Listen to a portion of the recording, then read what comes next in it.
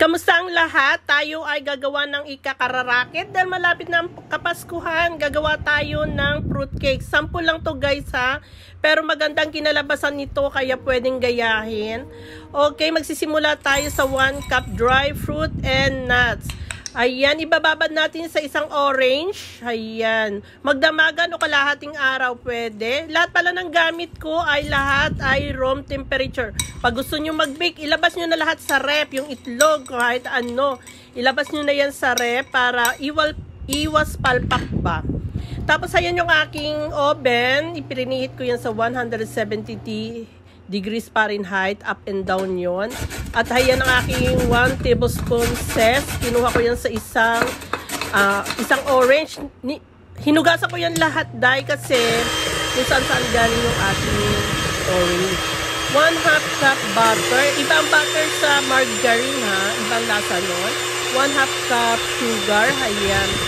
Mix lang natin hanggang sa mag-peel ang kulay. Ayan. Pag na-peel ng ating kulay, ay scrape natin yung gilid para mag-combine.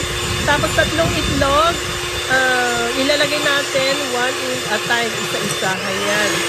Okay, nilagay ko ngayon sa isa-isa kasi baka mamaya sira pala yung ating itlog at magsama-sama na yun. Sayang naman yung butter. Ang mahal pa naman, diba? Tapos ayan yung ating 1 tablespoon orange zest. Isinama ko na dun sa ating with ingredients, 1 1/3 cup all-purpose flour, salain para mawala ang lumps, 1 1/4 teaspoon baking powder. Ayan na yung ating fruits, sisinali ko na yun sa all-purpose flour. Ayan, halo-halo lang natin. Tapos i-combine natin ang wheat and dry ingredients pagkatapos nyong inilagay yung asin. Huwag nyo kalimutan ang asin guys, baking or cooking, ang asin ay nagpapa-enhance ng kanyang lasa. Ayan, halo-haloin lang natin hanggang sa makombine na lahat. Pagka na-combine na ang lahat ay finish na. Kasi baka tumikas naman yung ating butter. Naglagay ako ng langis sa looban ko at nilagyan ko ng parchment paper para pag naluto siya ay madali siyang tuklapin. Ayan na yung ating butter. Ayan. Masarap yan yung ating recipe ngayon. Mayamanin, kumbaga. Tapos naglagay din ako ng mga fruits and nuts sa ibabaw para presentably. Mukha bang yummy? Yummy, yummy. Matutuwa talaga ang regaluhan yun yan.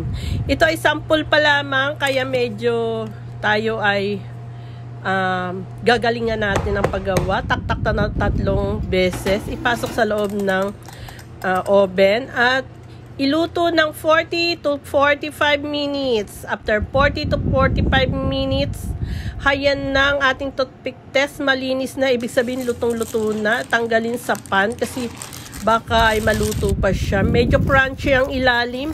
Pero sabi ng asawa ko, ang sarap daw. Tapos hayan, medyo tostado pa. Pero masarap yan, kayo nang bahala mag-adjust. Pwede nyo yung ibenta sa kapitbahay o sa mga amiga. Adjust nyo na lang. Sana may natutunan kayo sa araw na ito. Thank you. God bless mo. Chup-chup.